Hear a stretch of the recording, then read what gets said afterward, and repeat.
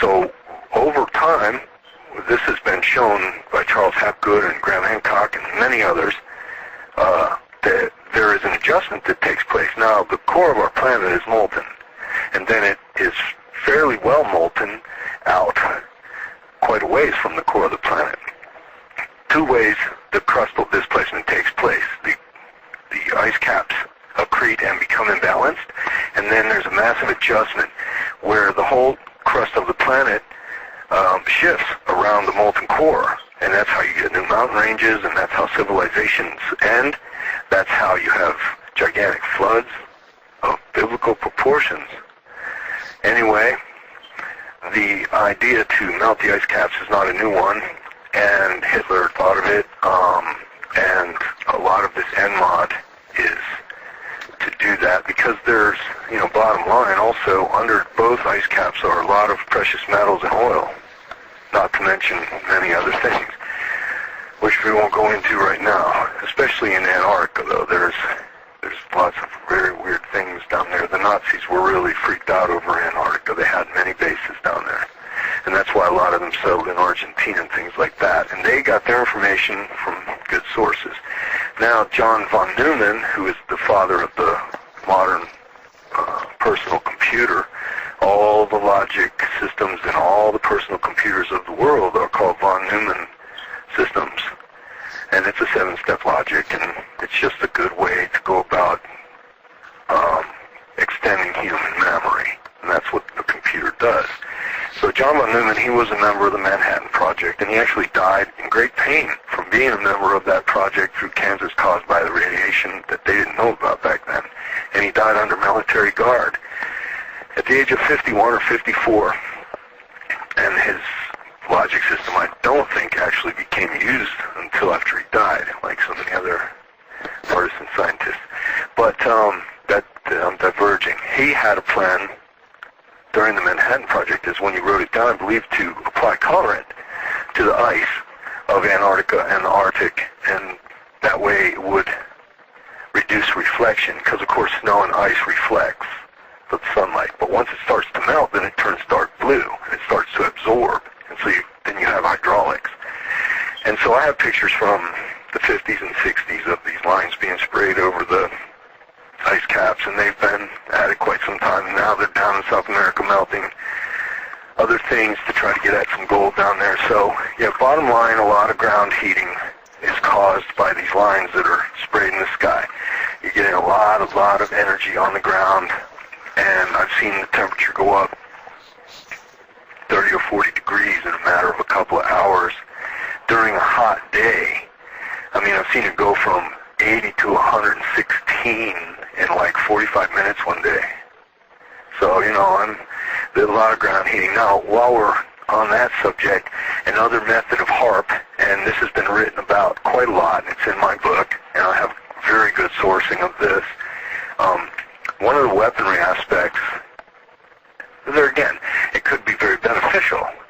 If there was a radioactive cloud in the atmosphere airborne, it would be a great way to get rid of the radioactive cloud. You pump up through a phased array, which is what HARP is. It's many antennae acting in concert, so that a single beam hits a certain point, and it just energizes it and heats it. And then as it heats, it rises. And so the higher up you go and heat, the greater the air movement below. As the atmosphere rises, it pulls the air in from the side, so it's a great air-moving engine. But what these madmen have done is learn to use it for weaponry. And I've seen it. I've seen it happen several times, and they'll do it on days where you can't see it, where there's no cloud cover. It's useful for removing cloud cover if your satellites need to look at enemy troop movement or whatever. But they'll heat the portion of the ionosphere so heavily that it'll literally burst out into space, and it'll drag a ton of the atmosphere with it. That creates a hole that allows unfettered sunlight, unfiltered sunlight to hit the ground. And you talk about ground heating and just like total solar bombardment, and our atmosphere is a protective mechanism. We would never have been able to live here if that atmosphere wasn't taking out as much of the sun's rays as it does. So when they do these they're called atmospheric depletion operations.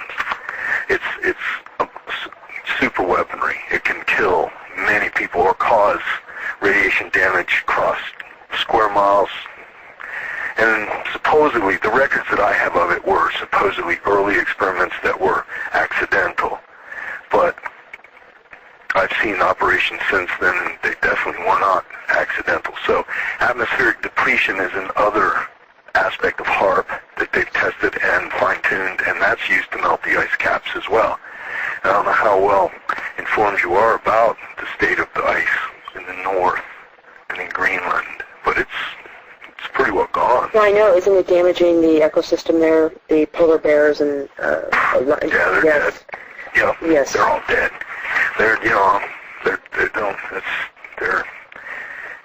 it's just the way it is. Well, it's a tragedy. It's unfortunate.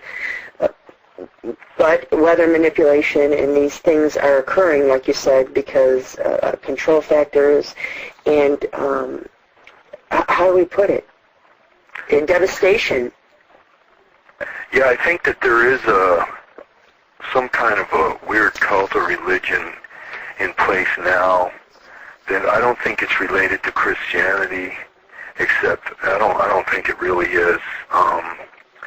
A lot of the people say they're Christians that are a part of this cult, but their God is chaos, their God is conflict. God is Satan. Perhaps, but then again, Satan is actually a label from a certain religion, so that's like putting a very... Well, evil. Right, okay, that's much more general, much less narrow.